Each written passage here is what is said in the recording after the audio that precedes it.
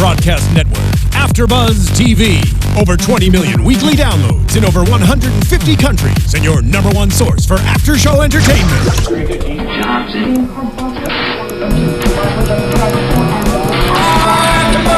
AFTERBUZZ TV, the destination for TV superfans. Producing aftershows for over 300 of your favorite TV shows. Interviewing celebrities and showrunners. And bringing you behind-the-scenes exclusives. All thanks to E! Entertainment's Maria Menounos, producer Kevin Undergaro, and internet leader Akamai.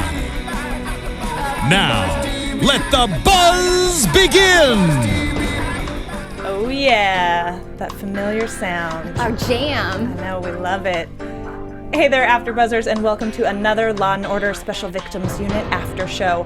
Today we're talking Season 17, Episode 6, Maternal Instincts. I'm Lauren Salaun, and you can find me on Twitter at Lauren Salaun. Yell is back in rehab. She just cannot seem to stick to the program, but I'm joined today by the awesome Isabelle Dew. Isabelle, how's it going, and where can everyone find you on Twitter? And I'm Isabelle Dew, as Lauren had just mentioned. You can find me on Twitter at Isabelle.dew and Instagram at Isabelle.dew. I get confused with myself. Twitter, no dot. Twitter, no dot. You can read Instagram, Isabelle.dew. Yeah. There we go.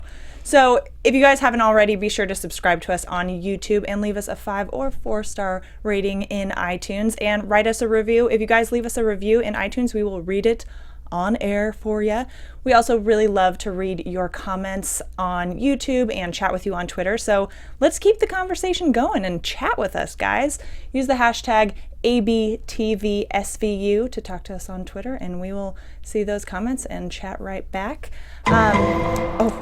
Yes, for dramatic effect. Love that. And as usual, every week we tell you guys that SVU obviously deals with real issues and very serious things, and we recognize that these are serious and do happen in real life, unfortunately. So we're going to warn you that we will make jokes potentially and make light of the situation and the show, and that's not because we don't think these are serious issues, but just because it makes it more fun to talk about those kinds of things. We might as well.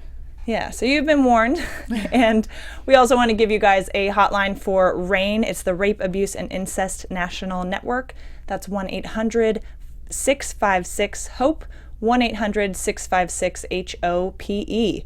All right, let's dive into it. What were some of your initial thoughts about this episode? We had a lot of personal storylines going on. I'm so glad they finally came back to Amanda and Kim, because I was like, Kim jumped ship. She stole all her stuff. Mm-hmm. What's next? Like, what we just never hear. She's on the lam. Yep. So we don't hear back for like 3 seasons, right? Yeah. And so I'm glad they finally went back to it, and I hate her more than ever. I don't like her at all. Last week, Yell and I were talking, and I'm like, I hope she dies.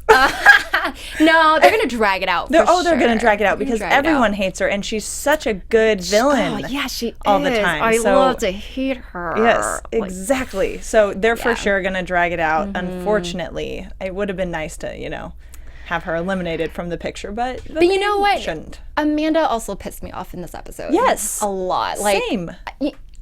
I get it. It's your sister, right? But she needed to put her foot down a little bit more. You need to let go.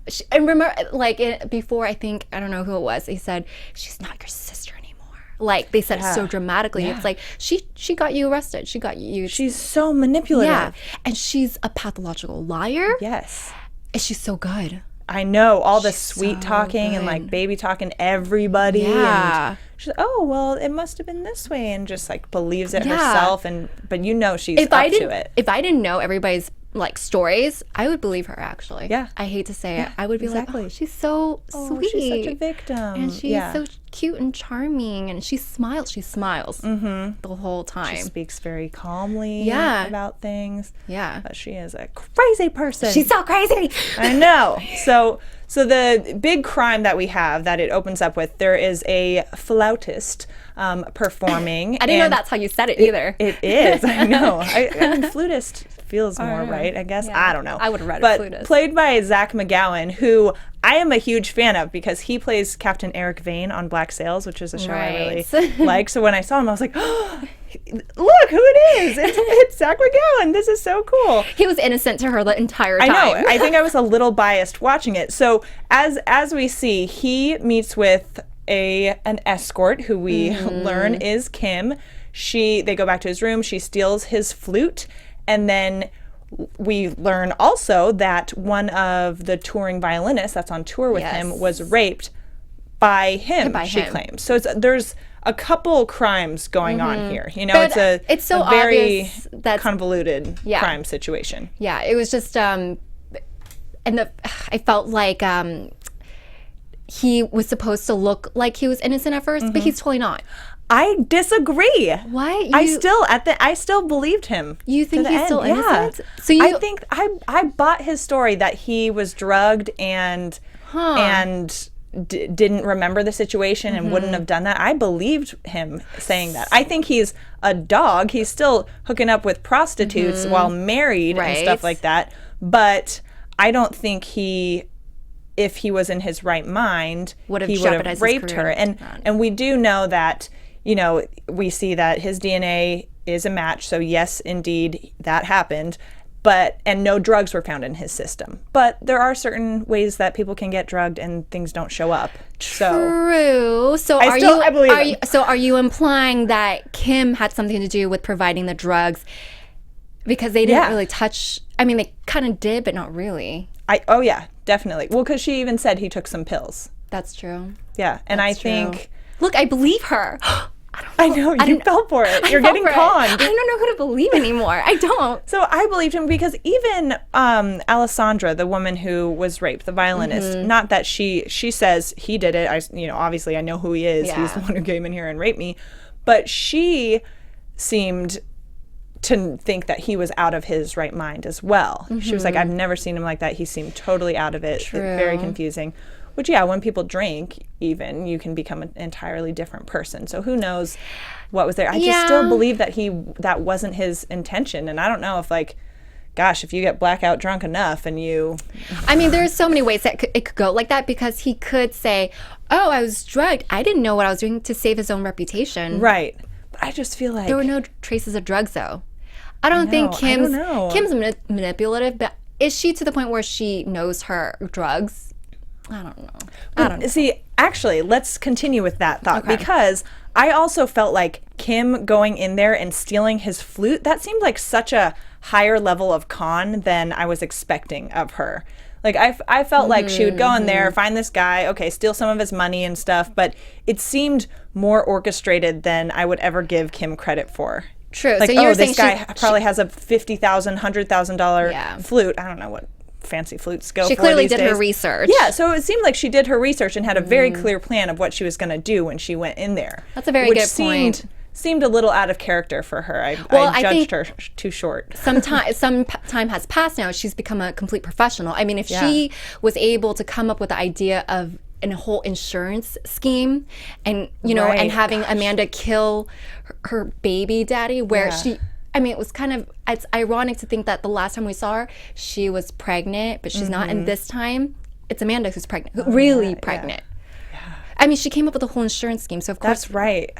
Gosh. So she's gone she pro. Is. I don't think she's all that smart, but at the same time, she does pull these things off. These really manipulative, really complex cons. Yeah. Anyway, so that with that case, there's a lot of layers to it, but it really switches over from being about Anton and the rape of Alessandra to Rollins and her whole family and Kim's situation, all that stuff. So we see a baby shower in the beginning for Rollins, and her mom's in town, and Have we seen her mom before? I don't think so. I don't remember if we've seen her mom, and from what I remember, it's more like her mom's always been out of her life. So it seemed, I don't know, kind of out of place for me. Right, and it seems clear that Kim is kind of the favorite, and even in the closing, one of the closing scenes, her mom says, well, you'll just choose your work, or you chose your work just like you always have. Right. So I know Rollins is kind of the black sheep of the family and has been removed in a sense and estranged to a certain extent. But they, her mama seems warm, and she's in town to help with the baby, but so Team Kim. Like, huge. So, so dumb about it, too. I want to hit her, too. And I was like, she accused... Oh, look at me, my pen. Let's get this away from me. I'm just using it as a weapon right now. I felt when she accused Amanda of having her sister arrested, I'm like, lady. So brainwashed by this girl. Do you realize that actually it was the other way around first? Right, exactly. You crazy lady. Yeah. Did they just not tell her what happened? No. I think she just buys whatever Kim's version of it is, which is astonishing. Yeah. You know? Yeah. But I guess she's never screwed over their mom, or she just has a way of weaseling her way back in there. And she probably gets it from the mom. Yeah. Because the mom is also pretty damn sweet, too. Yeah. Yeah. Because even when she's sitting right there and Rollins is talking on the phone with her, I need to find Kim, she's in a lot of trouble. And she's like, oh, well, I don't know where she is. I'll get the message to her. And she's sitting there playing with a dog on the floor. She's like, oh, Mama, you know how Amanda is. She's overreacting. Yeah. I'm like, why do these girls take Rollins seriously? Come on. And then when Carisi was in the hospital and he's like, so... Rollins family. Yeah, he's like, oh, we all have issues. No. He's like, there's something more with them. I loved that line. That's like one of my favorite lines of it. It's funny. So we've got Mama in town, and Rollins comes across the evidence of the violin being pawned, and it's clearly her sister, and she's panicking, obviously. Yes. Gosh, I don't know. At that point, if I were Rollins, I think I probably would have just fessed up then and there. I would have. I mean, I like that she told Finn pretty quickly, like right off the bat, told Finn, because he kind of knew something was up, and he warns her that Kim's gonna set her up just like she did last time, and that she needs to tell Liv and all this stuff. And she's like, okay, I agree, but stall them so I can handle it first. Right away I thought that's criminal. Yeah, and you busted. You're gonna get busted, pregnant lady. Yeah. What are you gonna like go undercover and do all this sneaky stuff while you're 9.5 months pregnant? No. Which, by the way, she didn't look as pregnant this time around. She didn't so much. Though the black, I really loved that black maternity outfit she had on. It looked so good, and that can be a little slimming or misleading. She wore white. white. It was very flowy. She wore white at one point too. I don't know. She did. I feel like she did look a little bit more pregnant a couple weeks ago. Yeah, like super pregnant. Then all of a sudden. So they probably filmed out of order, that sort of thing. But it is funny to notice those things. So Finn agrees to let Rollins handle it herself and bring Kim in, and she calls Mama. They meet together and at the park, and Rollins is like, okay, you have to turn yourself in. You are busted. And goodness, her sister, she's like, oh, well, so just plays it off like it's no big deal, and ends with, well, I've always been faster than you, and I don't think you can really chase me down at all with that belly, especially with that extra weight, and you're not going to shoot me in this park, are ya?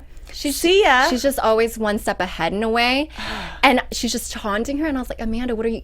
Even if I was pregnant, I would have ran. Angry pregnant lady, like chasing down this girl. I would have been like, that girl stole my bag or something. I wish Rollins had stood up to her a bit more in that scene.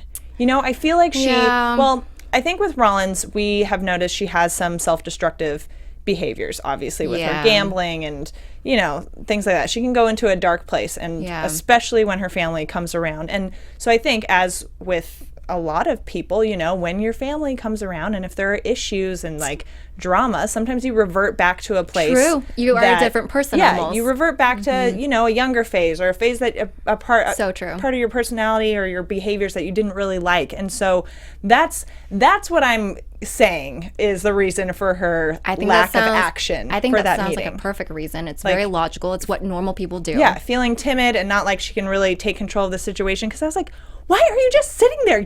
She's gonna just run away and peace out. Like, what was your backup plan if she's like, no, I'm not coming with you, right? I think I don't think she thought that through. She's like, dang, she didn't listen to me. She didn't even try. Yeah, like handcuff her right there on the table. Lock her to the bench. Make steps towards it at all. No. So and their mom was like, oh, I'm gonna go get us cocktails. Lady, where are you from? 2:00. I don't even know what time it is, but Kim and the mom do not get the seriousness of the situation. No, they don't. But you know what? How did the mom know that they were both going to meet like that? She helped to kind of orchestrate it, because Amanda couldn't get in touch with Kim very easily. Oh, that's true. So mom's helping to organize, that's right, play that's middleman.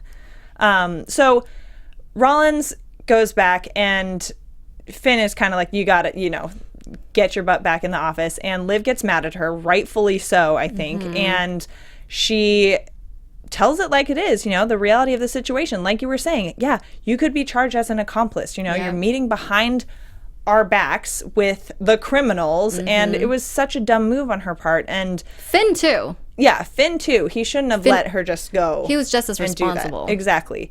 So Liv basically says, okay, now moving forward, all communication needs to be recorded, all this stuff. They bring Mama Rollins in for questioning. She gets Kim on the phone. They catch Kim ultimately at Rollins' place after just having a fight with her pimp, Slice. She stabbed him in the balls, which I kind of love. And Rollins is booted from the case. Like, no more casework for you, as she should have been. Yeah, actually from a long time ago. From the start, she shouldn't have been involved in the case. Yeah, from the start of this episode, she should not have been having an active role in it. But at the same time, she was hiding the fact that her sister was involved, so nobody knew to remove her except Finn. Yeah, and I felt bad for mini Dodds. Baby Dodds, Dodds, mini Dodds. because he was trying to really step up, and he was coming up with all these great ideas, actually, when it came to the case. But everybody kept shutting him down or almost deflecting it because they were all trying to figure out this whole Kim thing. Well, yeah, let's talk about mini Dodds a little bit. So Mike Dodds, Baby Dodds. I like him. I like him too, and more so at the end though. Yeah, I liked him a lot too. And in the beginning, Daddy Dodds hypes him up a lot, but Mike ends up being a little more humble, being like, oh, I know I have a lot to learn. Yeah. Because even though he's coming in, got this job because of his dad. And he even called it out himself. Yeah, he's still coming into new territory, new team, and realizes that. So that I appreciated hearing that from him, because it's starting off on the right foot with wanting to, just because I'm coming in here as a high ranking person, I'm not going to try and take over. Like, this is your guys' thing. And he tries to use his name and get a rush on things a few times, and I know muscle the hotel things, security which is people. Yeah, exactly. It's knows. Kind of cheesy, but it just, to me, he seemed very eager to kind of prove himself on this first day, but not too pushy or not too arrogant about it, which I appreciate. But it's clear the team does not love having a new guy around. I mean, I think it's not so much the new guy; it's just the fact that he was Dodds' son who got this job because he's his son. But I like that. I don't know. I think I'm gonna like him, and and he's exactly like his dad. He sounds like him. They picked up the mannerisms and everything. They casted the right guy for this role, and I know this is kind of stepping into predictions a little bit, but I have to mention it before I forget.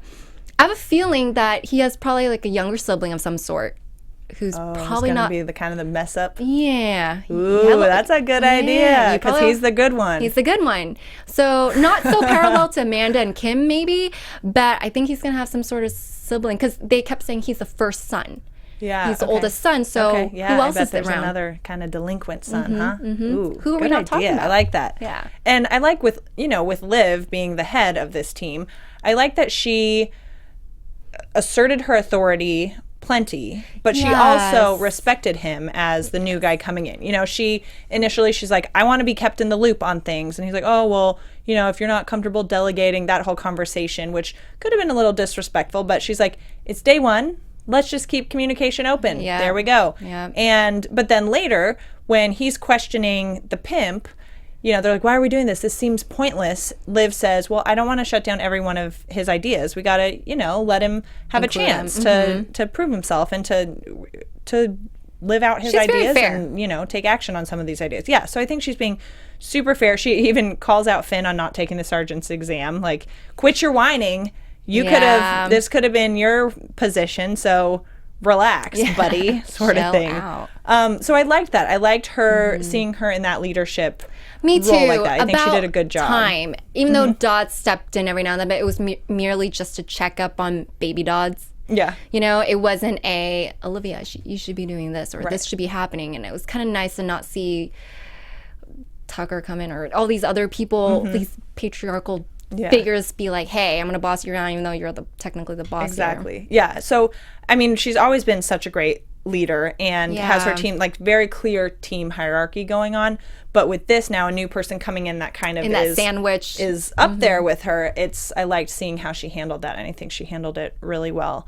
But I do think we're gonna like Dodds, because at the end even he says something like, go easy on Rollins, family's complicated. See, and I'm like, what does that mean? Cue. That might be the cue for the delinquent little brother. Yeah, and my dad is kind of a pain in the butt too, Yeah. stuff like that. Because he's very aware of the fact that he's coming in there and people probably think that he's going to be like blabbing to dad and stuff like that. And it did seem like at the end there, Liv was conscious of that. She's like, I just want to make sure you know that I didn't know that it was Rollins' sister. I as soon as I found out, I said we had to deal with it and appropriately, making sure to kind of cover her own butt with it too, I feel like. However, okay, so he says at the very end, he's like, what happens in SVU stays in SVU. Yeah, I liked that Which too. was great, because then you're like, oh, okay, you're team SVU, I see. Yeah. Okay.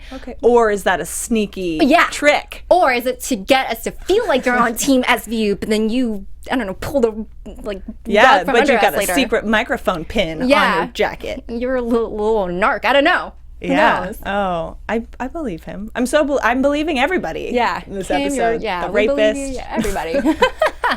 Oh gosh. So I like Dodds. I like him. I think we'll see good things. I like that he wanted to go undercover to meet with Savannah. Like, he's putting himself out there and he's trying to go the extra mile and be really helpful with the team. So I didn't even recognize day one. Kim as Savannah. In the beginning. Did you? I didn't. I did when she, right when you see her face, and I was like, that girl's familiar, and then I was like, oh, duh, I know this episode's about Kim.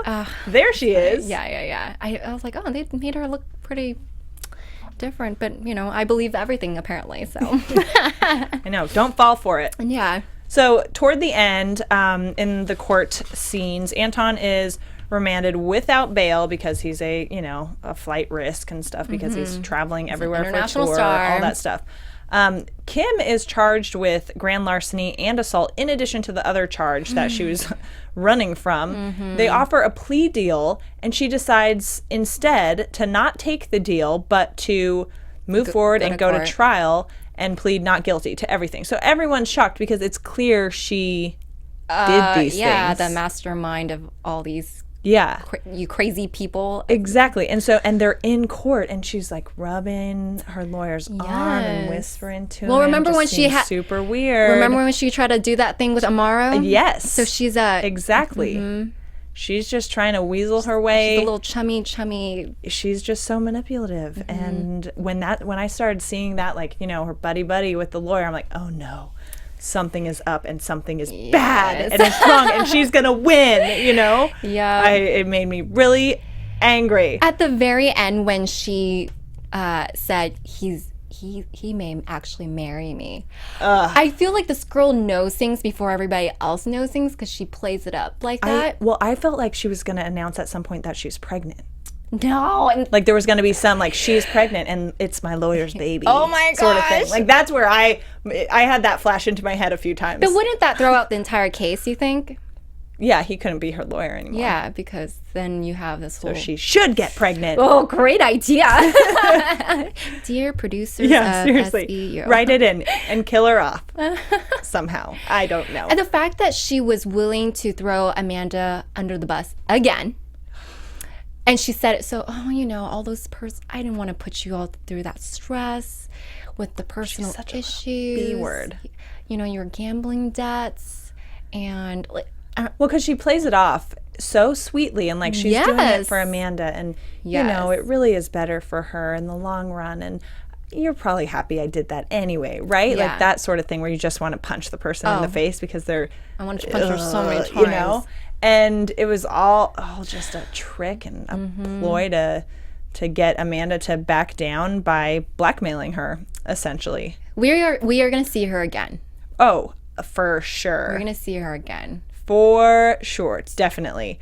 Yeah. So closing up, Amanda, court case happens. Everything's really stressful. The mom accuses Amanda of choosing work over family, and she decides to just peace out and leave. She's like, I'll be back for Kim's trial. Hypocrite. Good luck with that baby, pretty much. Like, what a jerk. Super jerk. Totally. Queen Kim is mommy of jerks. Yeah, Kim is totally the favorite, and it's so frustrating because it's not like I wonder if there's more to Amanda's. I'm sure there is more to their family dynamic and history. Maybe that Amanda's really hurt them or screwed them over in some way, in addition to, because we already know she kind of separated herself from them because she wanted to do better things with her life.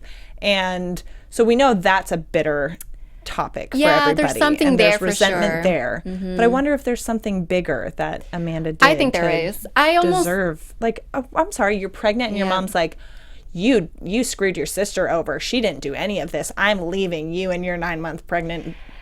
See ya. Yeah, but what's crazy is how the fact that she's like, you're not thinking about your family, when Amanda was thinking about her family the entire time. She didn't want to hurt her mom. Yeah. She didn't want to hurt her sister. She was watching over her sister. She's the most family person. She's right. about She could have just called the police. She is the police. She just called it in on her right then and there. But she was trying to, like, encourage her to do the right thing and not have it be some big dramatic thing. Didn't want it in the headlines. Yep. All of that. And no, can't see that. I think the mom, her.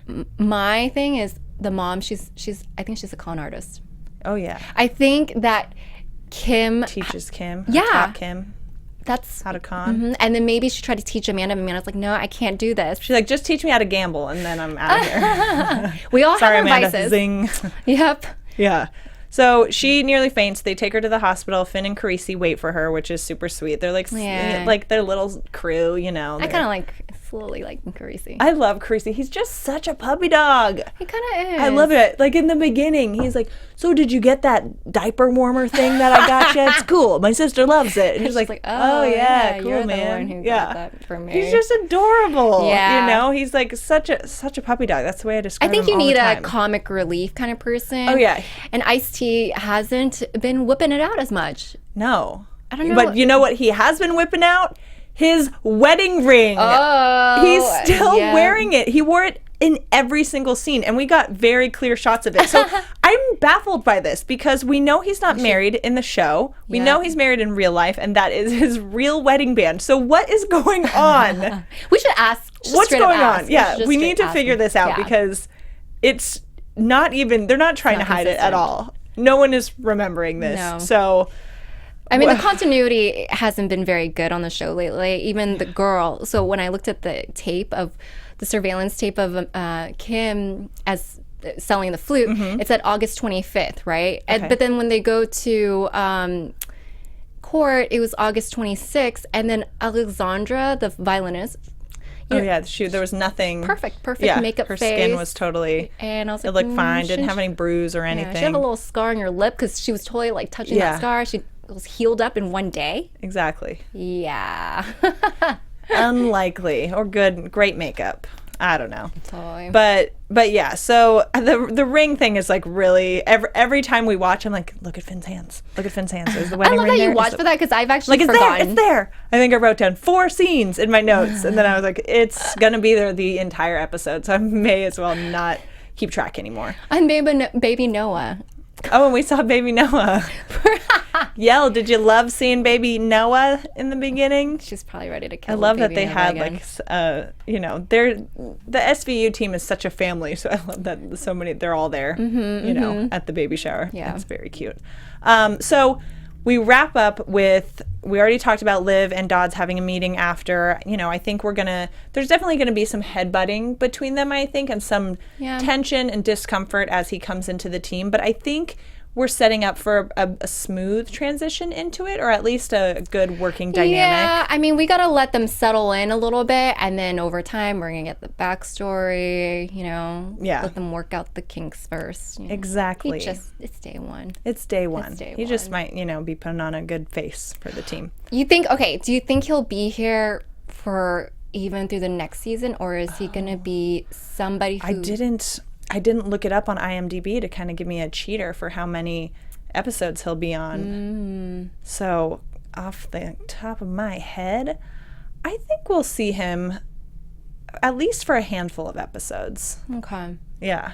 I don't know if he'll be a staying character. I also, I'm sure there's a little research out there that might tell us that answer, but yes, I don't know. I feel like we could see him for a good handful of episodes at least. Okay. So yeah, we end with Rollins going to meet Kim in jail. She's playing all cutesy again and suggests that she's going to marry the lawyer and all that. I don't think that's true. I don't think that's actually going to happen. Although they might, I don't know. Maybe the next time we see her. Yeah, that's so quick. She gets arrested and gets a lawyer in like one day. She's like, I think he's going to ask me to marry him. She's good like that, though. I think she can pull anything off. So sneaky and manipulative. So she, if everything goes as planned, she could be in jail for only a year. And Amanda just looked defeated after that conversation. And I would too. And part of me wants her to just say to Kim, fine, bring it. Let's see what, your word against mine sort of thing. You know, I wanted her to kind of go that route. But at the same time, the stuff that Kim knows and told her lawyer, that's serious stuff for Amanda. I also feel like Amanda is armed with just as much information about Kim. Right. And I don't understand why she doesn't use it to outwit her own sister for once already. Because clearly her sister's playing chess with her and continues to keep outdoing her. Right. And how many of those things can they prove in court? Or would it just be kind of tarnishing her reputation, and then Big Dodds would be like, oh, Liv, I think we got to let her go. It's bad for the team sort of thing. I don't know. But I feel like she shouldn't feel so defeated, and she should just fight back against Kim. I mean, if Amanda's going to be like this upcoming mom, career-wise, I mean, you're going to be losing the job. First of all, you're a single mom, and then you have to worry about, raising this kid on your own without a career, and then that's true. Then we'd have to write her off on the show. We can't do that right now. Yeah, exactly. So it kind of definitely left it to where we will see Kim again for sure. I hope again in the season. Yeah, I hope again in the same season. I don't like that we kind of lost the entire case or crime that this episode started on. They just kind of the rape case. That never got resolved really or dealt with. It very quickly transitioned to being all about Amanda's family drama, which is fine. I liked this episode a lot. Me too. It had me very intense. I think the case was one of those he's guilty. You guys will be happy with that. Yeah, they're like, oh, the DNA proves it, blah, blah, blah. Yeah. But at the same time, interestingly enough, we don't see very many cases where men are the victims of a sexual crime or victims in a sense, because he wasn't necessarily a victim of a sexual crime. But I think that could have been a really interesting storyline to be like, okay, well, what does happen if he was truly drugged and then committed this crime? How does that play out exactly? True. So I would love to see that as its own episode sometime. The idea of that episode seems so familiar to me. It kind of does. If somebody out there knows, Yell probably is like, don't you guys remember it was season 7, blah, blah, blah. Episode 5. I know. Moment 5. And I know they've dealt with, men being raped or abused and things like that, but that situation, what does that? I have no idea what happens. Like, if you're drugged out of your mind and then you commit a crime, is it mental impairment, like insanity or something? Because that's a temporary Well, I guess it depends thing. where the drugs came from. Because if it did initially come from Savannah, then you got drugged while you were committing a crime also by hiring a prostitute. It's all very complicated. It is very complicated. Lawyers, let us know. Yeah, I think Police, I think that Kim is going to come back in a bigger case and be somehow involved, because her thing is she loves to use people to do different tasks for her. Mm-hmm. And if that is the case, which is something we're very familiar with her doing, using people to get what she needs or wants, so she doesn't actually have her hands in it. Right. Maybe she really is the one who fed him the drugs, but I don't know if that was really her intention to get him raping somebody. Oh, no, I don't think so. I think her intention was to get him passed out so she could go through his stuff and steal his violin or flute. Sorry, he wasn't the violinist. All these instruments. So yeah, let's talk about what we think's up with next week. Some predictions for next week's episode. And now, your AFTERBUZZ TV predictions. So next week, oh my gosh, we deal with ripped from the headlines, the Duggar scandal. I'm really excited about this one. I'm such a little nosy nose and little looky loo when it comes to life, and I only started watching 19 Kids and Counting later on, right before the scandal. So I only started to get obsessed with it right before the scandal, and when the scandal hit, I was like, oh my gosh, this is crazy. And I was just obsessing. I'm one of those people.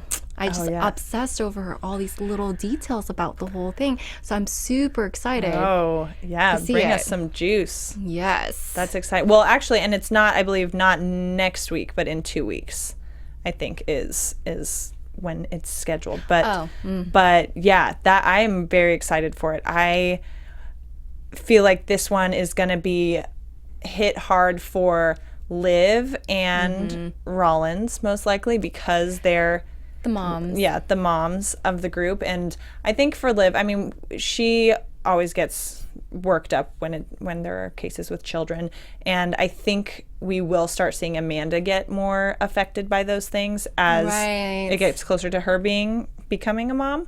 But yeah, I'm really curious to see how they deal with this. They are so good at making these episodes super relevant, because this was not that long ago. No, within the last year, yeah. So they're get them from the news and put them out there for us real quick. Yeah. Yeah, interesting to see. I know. Yeah. So it might have been it might be a mashup of another case as well, but then they use the whole Duggar headliner to pull us in, but it might really be a mashup of something else too. It potentially could be, and we'll I'm sure we'll find that in our research before we come back here for the next show. So guys, thank you so much for tuning in with us today. We love SVU as you can tell, and we love that you guys love it too and love talking with us about it and listen to us talk about it. So keep commenting on our YouTube videos and tweeting at us with what you guys think of the show and other shows too, because we do a lot of shows here at AfterBuzz. If you're not already subscribed to YouTube, go to youtube.com/AfterBuzzTV and hit that subscribe button. We've got tons of shows going on, and leave us a review in iTunes if you guys liked what you heard. And yeah, we'll be back, I believe, in 2 weeks, because I don't think there's a new episode next week. So we'll be back soon, and thanks for watching. I'm Lauren Salaun again. You can find me on Twitter, Instagram, Snapchat, YouTube at Lauren Salaun. That's LaurenSalaun. And I am Isabelle Du. Thanks for tuning in, guys. And you guys can find me on Twitter at Isabelle Du and Instagram at Isabelle.du and Snapchat Isabelle.du. Nice. All right. Yeah. Thanks, guys. From executive producers Maria Menounos, Kevin Undergaro, Phil Svitek, and the entire AfterBuzz TV staff, we would like to thank you for listening to the AfterBuzz TV network. To watch or listen to other after shows and post comments or questions, be sure to visit AfterBuzzTV.com. I'm Sir Richard Wentworth, and this has been a presentation of AfterBuzz TV. Dun dun!